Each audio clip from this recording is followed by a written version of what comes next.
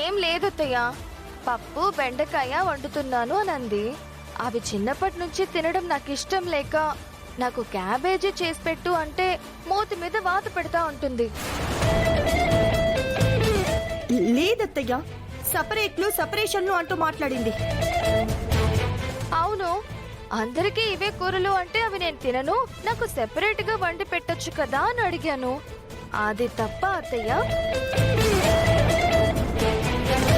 తప్పేనే mummy. అవునే, నీకోసం వాళ్ళు ఎందుకు వండి పెడతారు?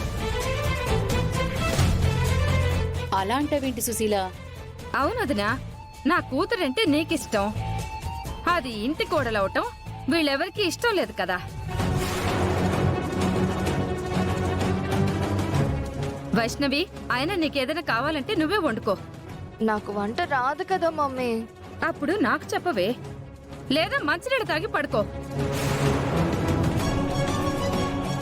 చాలే, బాగా చెప్పావు. ఆకలితో పడుకోవాల్సిన కర్మ నా కోడలికేంటే? అది అడిగితే కూరండడానికి అసలు నీకేంటే ప్రాబ్లం?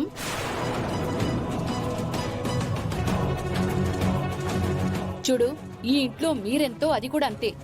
అదంటే ఇష్టం లేకపోతే ఇష్టం లేనట్టు ఉండండి,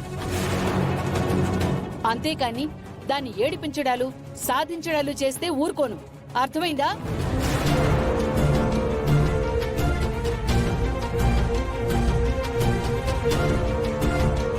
థ్యాంక్స్ అత్తయ్య. గుండమ్మక్క, క్యాబేజీ ఫ్రై మరీ డీప్ గా చెయ్యమాకే, నాకు నచ్చదు.